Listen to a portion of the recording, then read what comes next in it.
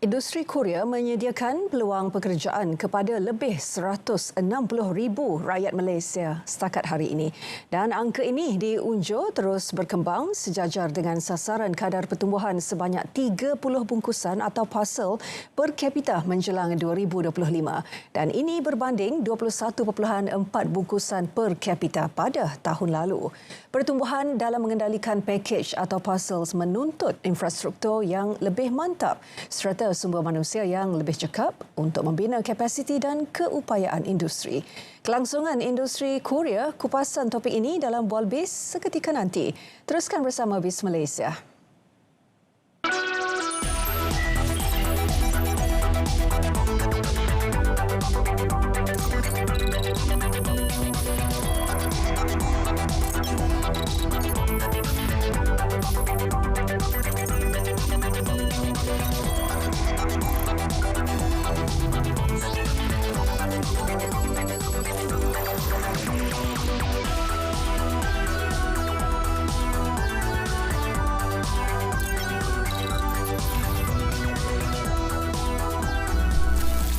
Salam Malaysia Madani, ini BIS Malaysia edisi Khamis 13 Julai 2023. Saya Hazel Desmond.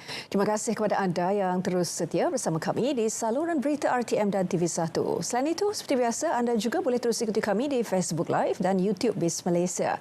Kami mulakan dengan perkembangan ekonomi semasa. Cadangan KWSP untuk memperkenal akaun 3 perlu kajian menyeluruh. Menurut Ketua Jabatan Pengurusan Strateginya, Balkais Yusof, akaun 3 bertujuan memberi fleksibiliti kepada pencarum untuk mengakses sebahagian daripada simpanan ketika memerlukan. Untuk keadaan yang terdesak. Tapi cadangan ini masih dalam peringkat kajian dan harus dikemukakan kepada peringkat tertinggi termasuk jugalah kepada kerajaan untuk kita kemaskinikan sebelum kita dapat membuat implementasi. Apa-apa perubahan selalunya melibatkan pindaan akta dan sebagainya, jadi kami harus mengkaji perkara ini dengan lebih baik.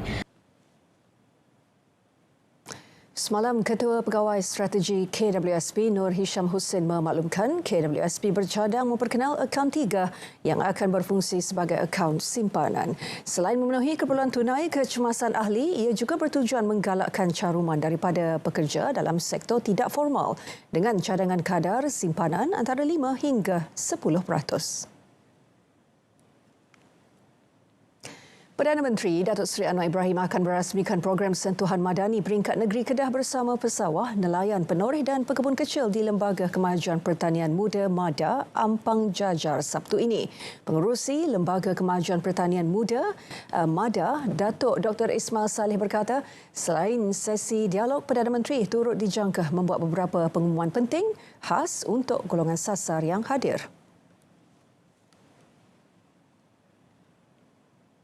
Kita juga mengharapkan masyarakat yang berdekatan, terutamanya rakyat Kedah, untuk sama-sama hadir. Jadi kita menyuruh juga semua masyarakat selain daripada 6 golongan kelompok tadi yang menjadi sasaran tadi, rakyat Kedah juga dijemput. Dan satu lagi adalah mereka-mereka daripada NGO yang berkaitan dengan pertanian juga dijemput untuk bersama dengan kita pada hari tersebut. Beliau berkata demikian selepas meninjau tapak program di Ibu Pejabat MADA Kedah. Seterusnya beralih ke perkembangan saham. Bursa Malaysia dibuka tinggi pagi ini disokong oleh permintaan belian dalam saham mewah diterajui kaunter produk dan perkhidmatan pengguna selain sejajar dengan prestasi bursa serantau lain yang kebanyakannya positif. Kita tinjau prestasi pasaran sehingga sesi dagangan tengah hari tadi yang disediakan PMB Investment.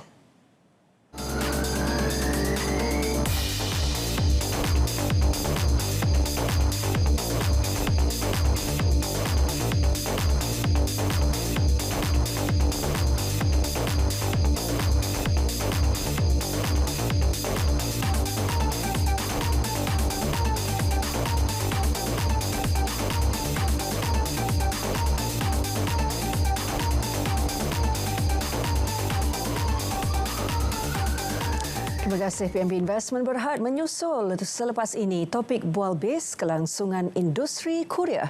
Kita berehat seketika, teruskan bersama kami.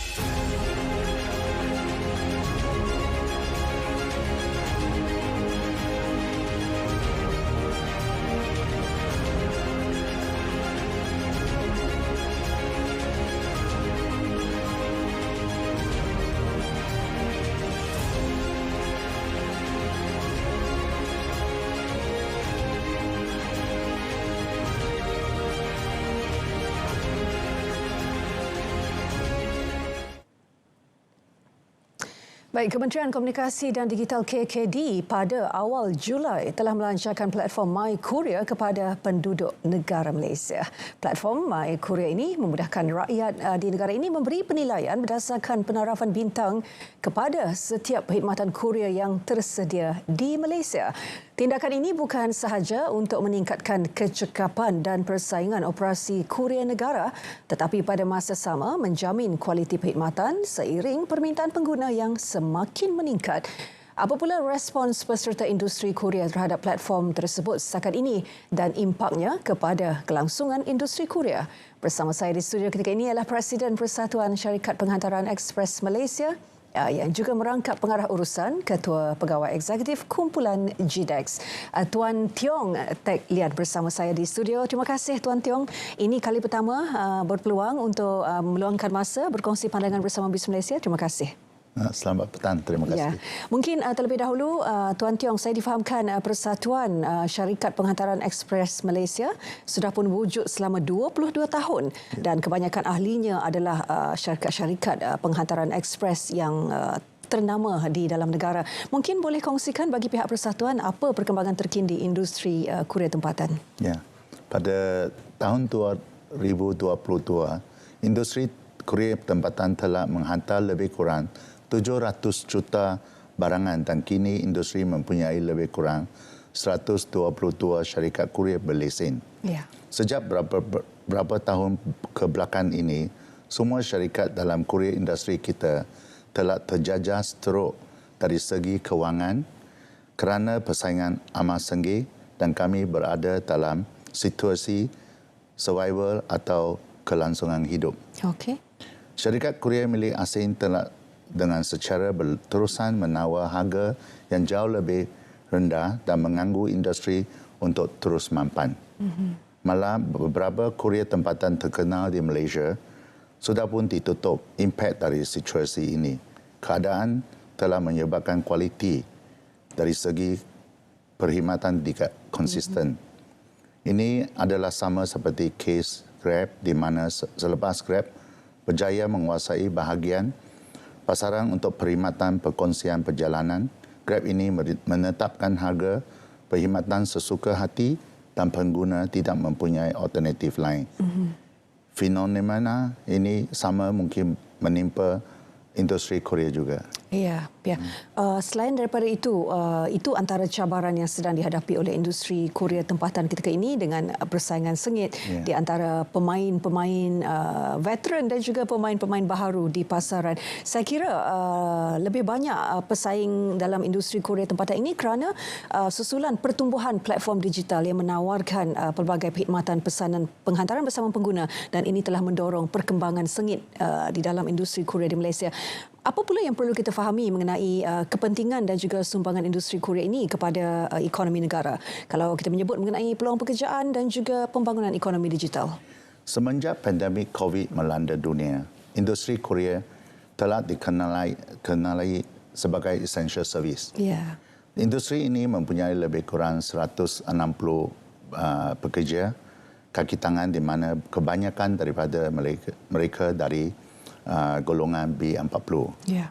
Sekiranya ditambah dengan kaki tangan dari P-Hailing, ini mungkin mencecah 260 kaki tangan. Okey. Ini menunjukkan begitu banyak peluang pekerjaan yang penting peranan industri Korea di mana segala proses penghantaran seperti online pickup, auto hub atau image bukti setiap penghantaran kerana industri ini memberi perkhidmatan kepada industri telekomunikasi, pembankan, fashion dan lain-lain industri.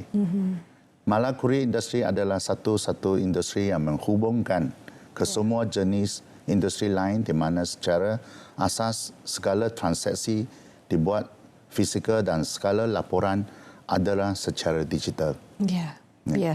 Kalau saya boleh memetik kenyataan Menteri Komunikasi dan Digital Fahmi Fadil untuk meneliti harga lantai dan juga pelesenan industri Korea untuk memastikan industri terus kompetitif. Apa yang perlu kita fahami mengenai isu harga lantai ini dan apa respons Persatuan terhadap kerajaan dalam aspek ini? Yang paling penting sekali infrastruktur ini kena dibangun dengan lebih baik untuk membantu produk di Malaysia diagihkan dalam negara atau di rantau Asia dan di seluruh dunia untuk menyumbang kepada ekonomi negara. Kita memerlukan polisi yang baik untuk memastikan industri boleh memberi perkhidmatan baik kepada pelanggan dan juga memastikan industri akan lebih mampan. Yang penting utama untuk menetapkan mekanisme harga lantai untuk memastikan persaingan dalam industri adalah lebih sihat dan mampan. Mekanisme harga lantai bukan sesuatu yang baru, tetapi sesuatu yang telah pun dilaksana pada tahun 2015 untuk penghantaran dokumen, di mana harga lantai adalah RM5. Ya. Dan kalau meneliti lanjut mengenai isu ini, apa cadangan daripada pihak persatuan untuk kita pastikan ada situasi menang-menang bukan sahaja di antara di kalangan syarikat industri tetapi pemain industri dan juga pengguna? Ya, dengan ada mekanisme harga lantai, pengguna akan mendapat perkhidmatan yang lebih efisien, kualiti servis yang lebih baik, data peribadi pelanggan diuruskan dan dilindungi dengan lebih baik dan kurangnya gangguan atau masalah dalam perkhidmatan penghantaran. Kini platform tidak membenarkan pengguna memilih syarikat penghantaran yang ingin mereka gunakan. Untuk persaingan yang lebih sihat, pengguna berhak diberi peluang untuk membuat pemilihan syarikat kurier dalam platform e-dagang. Ya, tapi adakah ini juga membawa kepada isu persaingan harga seperti yang disebutkan oleh Tuan Tiong pada awal perbincangan tadi? Saya rasa isu persaingan dari segi harga akan jadi lebih pesat lagi kerana pengguna akan adakan situasi yang lebih khas untuk perkhidmatan yang lebih khas untuk sesuatu perusahaan, jadi boleh dibangunkan dengan adanya harga lantai. Ya, baik. Apa antara cabaran utama lain yang dihadapi oleh industri Korea ketika ini? Ya, satu cabaran untuk industri mungkin boleh kita rujukkan kepada negara yang membangun sebagai Amerika, Jepun, di China dan China, di mana hanya beberapa pemegang lesen nasional beroperasi di negara itu. Terdapat lebih banyak lagi syarikat Korea yang keperluan khas yang boleh bekerjasama dengan syarikat yang lebih besar untuk memberi perkhidmatan yang lebih baik kepada pengguna. Kita perlu mengkaji bagaimana cara untuk melindungi keselamatan negara dari industri seperti yang dilakukan di negara-negara yang lebih membangun.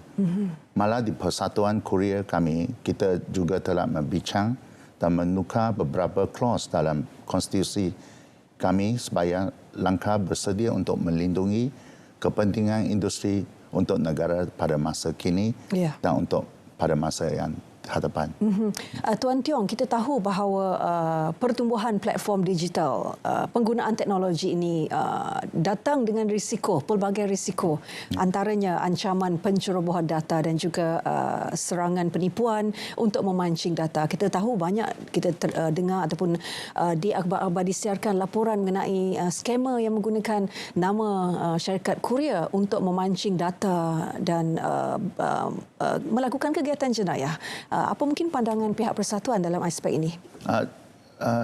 Yang berhormat Minister Fahmi Fadzil, dia telah bagi tahu industri kita kena melihat dari segi cyber security yang lebih baik supaya boleh protect data pengguna, supaya jangan dicerobohkan, supaya industri ada kurier ini ada satu standard yang tinggi. Ya. Tuan Tiong, bagaimana pula respons peserta industri terhadap pelancaran MyKorea baru-baru ini? Ya, pelancaran MyKorea adalah satu yang menetapkan isu standard asas untuk industri. Ya. Ini akan menggalakkan profesionalisme dan pematuhan standard asas setiap syarikat yang terlibat dalam industri Korea. Dengan adanya MyKorea, ianya akan meningkatkan mutu tahap perkhidmatan pelanggan dalam industri Korea. Saya rasa ini benda yang baik. Kita tahu juga MyKorea merupakan program yang menyediakan maklumat bertaraf bintang untuk orang awam, memaparkan pengendali mana yang mereka rasakan telah pun menawarkan perkhidmatan sama ada memuaskan ataupun kurang memuaskan dari segi perkhidmatan dan juga penyampaian keselamatan, dan ini bolehlah membantu pengguna untuk membuat keputusan untuk memilih pengendali kurier mana yang mereka mahu gunakan. Mungkin setakat ini bagaimana respons daripada pihak Persatuan? Memang dari segi syarikat-syarikat dalam persatuan, mereka memang gembiralah ada satu program macam ini. Maksudnya dari segi kementerian dan MCMC ada simpan telitikan untuk macam mana nak membangunkan industri ini. Kita respon dengan positif lah. Ya. Dan mungkin juga dari segi pihak Persatuan, ini juga boleh menggalakkan persaingan yang lebih sihat. Ya, betul. Ya. Dia sebenarnya mudah sebenarnya kalau kita nak faham platform MyKorea ini, seperti mana jugalah kita pergi ke kedai makanan ataupun restoran, mereka menawarkan perkhidmatan dan juga kualiti makanan, dan di situ juga pengguna berpeluang untuk memberi penarafan terhadap sesebuah kedai, restoran, dan begitu jugalah untuk syarikat kurier. Ya. Saya rasa dengan ini industri ini akan lebih dipercayakan dari semua pengguna, dan industri ini akan berkembang dengan lebih pesat lagi dan lebih banyak peluang untuk pekerja-pekerja di Malaysia. Ya, baik. Tuan Tiong, kita berhenti rehat seketika. Kita akan kembali dengan perkongsian pandangan mengenai kelangsungan industri kurier selepas ini.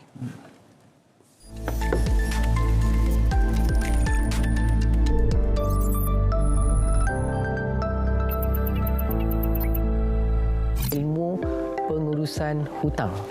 Okey, bagaimana kita nak urus hutang dengan baik? Contohnya, saya ambil contoh sebagai contoh kad kredit. Kalau kita buka credit card statement, yang akan tertera dekat situ adalah minimum payment. Kita ni iman tak berapa kuat sangat. Last sekali cenderung untuk bayar ikut minimum payment. Kalaulah RM5,000 penggunaan kita dan kita bayar ikut apa yang bank tentukan, RM500, kita memerlukan 5 tahun sekurang-kurangnya untuk melangsaikan hutang RM5,000 itu.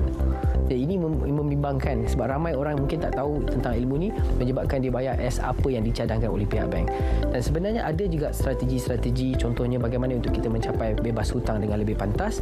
Kita sebenarnya boleh bayar ekstra ke atas pinjaman-pinjaman kita. Teruskan masuk ke dalam akaun pembiayaan. Bukannya letak kat dalam akaun biasa dan bank akan ambil SI, standing instruction, cukup-cukup untuk installment. Ini akan membuatkan pinjaman kita langsai lambat mengikut apa yang telah ditetapkan di dalam kontrak bank.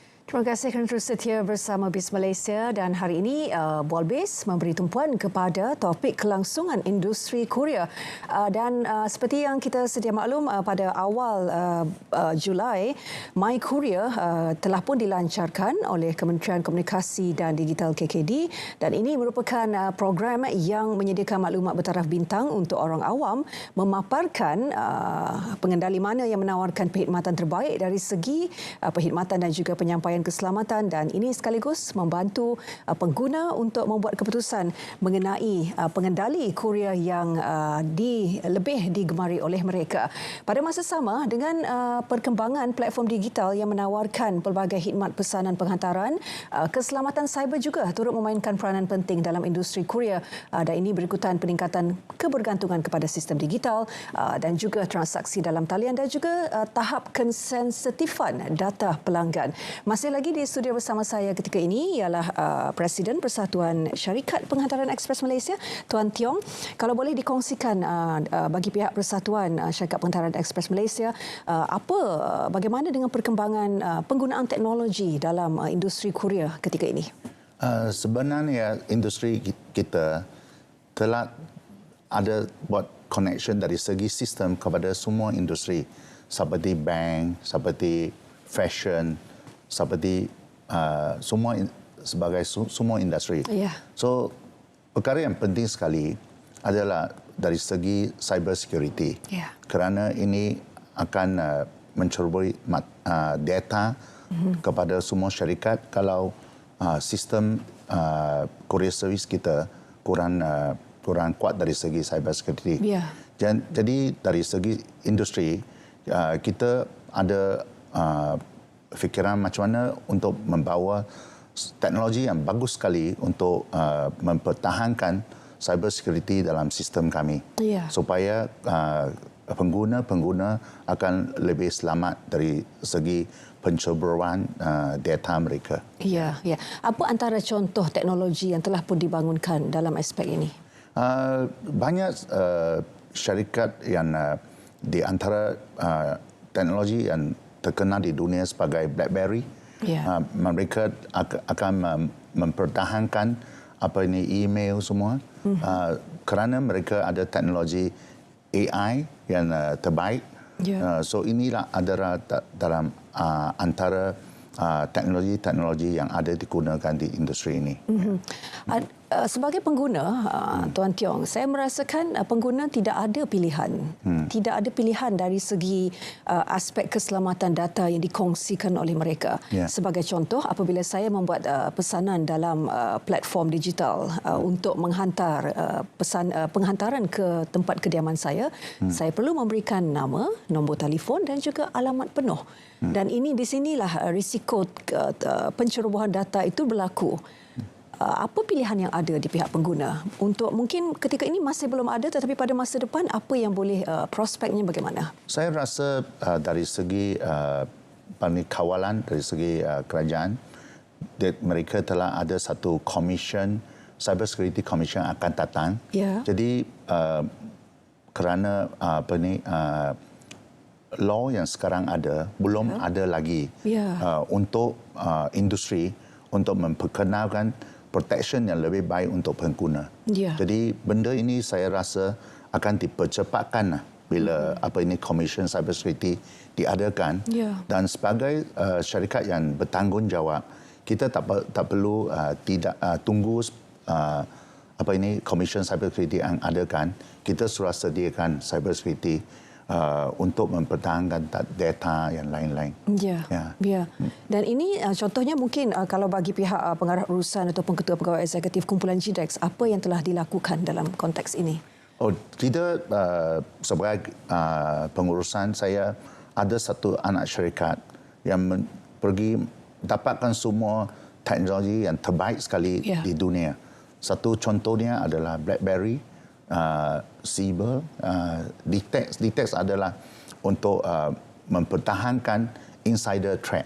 Jadi semua sangat penting. Tapi teknologi kita semua pakai AI kerana terlalu banyak data, terlalu banyak maklumat. Jadi memang orang tak dapat kerja begitu cepat. Yeah. Jadi ya itu yang kita adakan. Selain daripada itu, kita pun fikir macam mana sediakan banyak teknologi lain untuk menolong syarikat-syarikat memproseskan produk mereka di negara ataupun di luar negara. Ya. Baik, itu kalau kita bercakap mengenai ancaman keselamatan dan itu antara beberapa perkara yang telah pun dilakukan oleh syarikat pengendali kurir untuk memastikan keselamatan ini terjamin.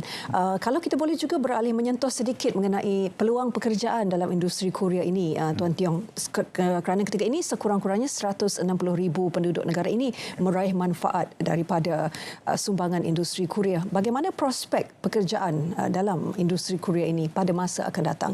Saya rasa apa yang akan berlaku pada industri kita, di segi digital itu akan membangun dengan pesat. Kerana kawalan seperti cyber security, seperti sekarang kita kena lebih connect lah. Offline. Contohnya, kalau kita ada retail center. Jadi macam mana dari semua itu kedai-kedai retail boleh hantar barangan kepada Korea. Jadi mungkin dengan itu kita kena ada melabur kepada point of sales supaya kita boleh connect kepada ribuan point of sales sebagai satu contoh.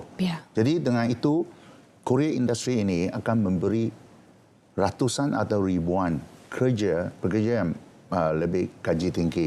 Kerana kita kena adakan pakat-pakat yang bagus dalam digital yang lebih lain daripada hanya membuat hantaran saja. Penghantaran, Adakah kerja penghantaran ini nanti akan diambil alih oleh robot umpamanya? Sebahagian daripada seperti hub online, dia ada satu automation. Jadi memang kerja yang lebih berat akan diambilkan oleh robot, tapi untuk keselamatan pekerja-pekerja juga. Baik, Tuan Tiong, sebagai penutup perkongsian mengenai kelangsungan industri kurir ini, mungkin ada rumusan mengenai topik Bualbis pada hari ini, terutama prospek dalam industri kurir ini. Saya rasa industri kurir ini memang sangat cerah dan saya harap Malaysia akan jadi satu hub untuk rantau ASEAN. Baik, terima kasih Tuan Tiong Teck Lian, Presiden Persatuan Syarikat Penghantaran Ekspres Malaysia, juga merangkap pengarah urusan dan juga Ketua Pegawai Eksekutif Kumpulan GDEX untuk perkongsian itu tadi. Dan untuk itu BIS Malaysia edisi 13 Julai 2023 berakhir di sini. Menyusul selepas ini, pastikan sahih. Teruskan setia bersama RTM Malaysia Madani, tekad perpaduan penuhi harapan. Saya Zul Desmond, salam Malaysia Madani.